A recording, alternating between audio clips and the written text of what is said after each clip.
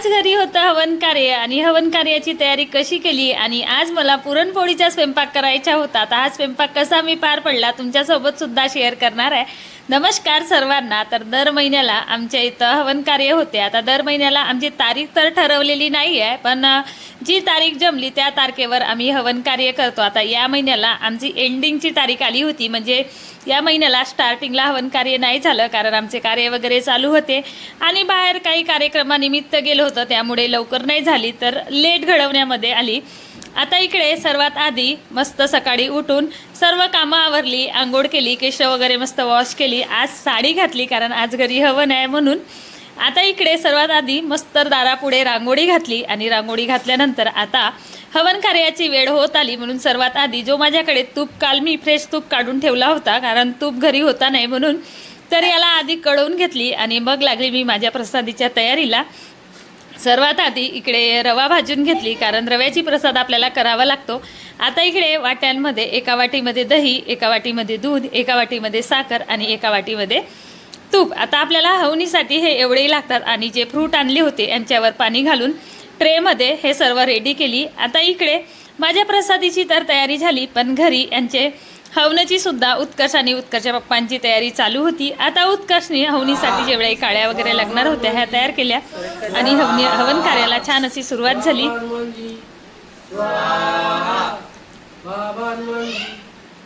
हवन कार्य तर छान पार पडली, पण दुपारी मी थोडा वेळ आराम केला। मग आराम केल्यानंतर उठली आणि दुपारी पाहते पावसाने छान अशी आपली सुरुवात चालू केली होती। आता इकडे पाऊस चालू होतं, पण आता मला स्वयंपाक करायचा होता आणि तो पण पुरणपोळीचा स्वयंपाक बनवायचा होता।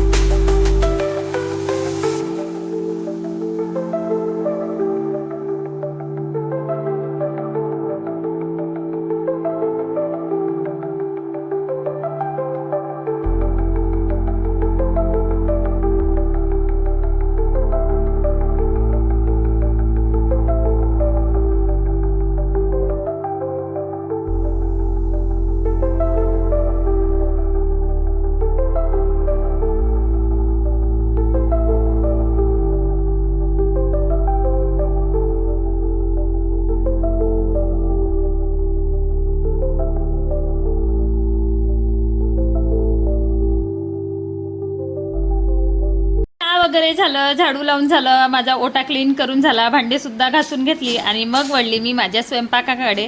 आता इकडे एक वाटी चना डाळ घेतली होती कारण म्हटलं सर्वात आधी पुरण लावून घेऊ, म्हणजे पुरण झालं की त्याला थंड व्हायला बरं होईल। आता इकडे एक वाटी डाळीला धुवून घेतली, हिच्यामध्ये थोडी हळद घातली आणि हिला गॅसवर लावली। म्हटलं डाळ गॅसवर लावू आणि मग बाकीचे जे स्वयंपाक आहे आपण ते इंडक्शनवर करू। आता इकडे माझी डाळ तर लावून झाली, पण मला आज मसाला वांगा बनवायचा होता। आधी मसाला भाजून घेतली आणि इकडे मसाला वांग्याला छान असा तडका लावली कारण जेव्हाही घरी हवन असते तेव्हा मसालेवाली भाजी कधी पनीरची होतो, कधी वड्याचा पाणी होतो, तर कधी मसाला वांगा किंवा कधी पाटोडी, असा काही स्वयंपाक असते माझा। इकडे कढी केली आणि मला थोडासा जिरा राईस बनवायचा होता, तो सुद्धा मी बनवून घेतली। भजी बनवायचे होते, माझे भजी सुद्धा बनवून झाले। आता हे तर झालं, पण मला पुरण झालं होतं, डाळ छान मिक्स करून घेतली, त्याच्यामध्ये साखर घातली, तूप घातली आणि याला छान मस्त गॅसवरती ठेवून इंडक्शनवर ठेवून शिजवून घेतली। तोपर्यंत म्हटलं इकडे आपण पुरणपोळीसाठी कणिक भिजवून घेऊ, आपलं जे गव्हाचं पीठ आहे। आता या पिठामध्ये थोडीशी हळद घातली आणि याला छान मस्त मळून घेतली। आता हे परिपूर्ण चांगलं भिजवून घेतलं याला आणि एका कटोऱ्यामध्ये पाणी घेतली आणि पाण्यामध्ये हे आपली भिजलेला जो पीठ होता आपण करून ठेवलं, याला या पाण्यामध्ये मी ठेवलं। म्हटलं आता हे जोपर्यंत होईल तोपर्यंत आपण दुसऱ्या याची तयारी करू। आणखी मी पीठ मळून घेतली कारण मला ना हे पुरणपोळी मी शेवटला बनवणार होती, तर त्याच्या आधी म्हटलं आपण पहिले पुऱ्या बनवू, कारण जेव्हाही मसाल्याची भाजी असली का माझ्या उत्कर्षला पुरी खूप आवडतो आता त्याच्या पप्पाला मला पुरी नाही आवडत, आम्हाला पोळी पाहिजे, पण त्याला ना मसाल्याच्या भाजीसोबत पुरी खायला आवडतं. आता म्हटलं ठीक आहे, तर मी इकडे पुऱ्या करायला लागली, कारण पुरी बनवायला आपल्याला वेळच लागतो.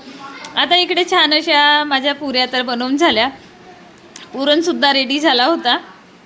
भरपूर वेळची किचनमध्ये उभी आहे आणि उष्णता एवढी की भरपूर, कारण गरमीमुळे असे बेहाल होऊन राहिले. आता माझ्या बेडरूममध्ये कूलर लावला होता, तो बेडरूममधला मी कूलर चालू केली, कारण हॉलमधलं जर कूलर चालू केलं तर इकडे हवा नाही, पण बेडरूममधल्या कूलरची पूर्ण किचनमध्ये हवा येते. आता कूलर चालू केलं तर म्हटलं थोडं रिलॅक्स वाटत आहे.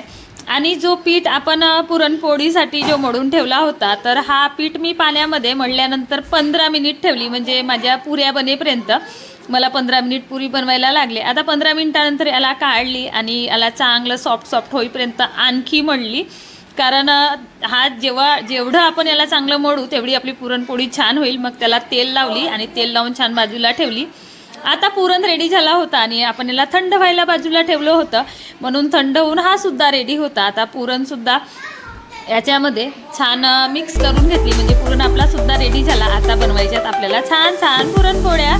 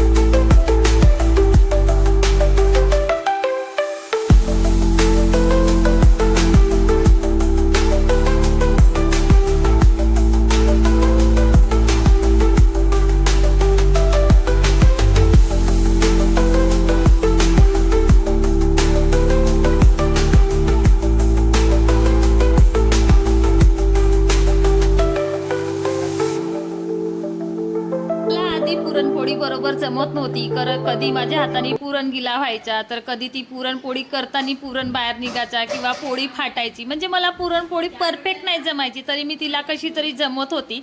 पण आता लग्नाला 13 वर्ष झाले, पण आता काही वर्ष 2-3 वर्ष नाही जमली, पण त्याच्यानंतर मला छान अशी पुरणपोळी जमायला लागली आणि आता तर एकदम परफेक्ट पुरणपोळी जमते. म्हणजे काही फरक, कधी पुरणपोळी फाटत नाही किंवा पुरणसुद्धा जाड म्हणजे बरोबर होतो, गिलाई होत नाही.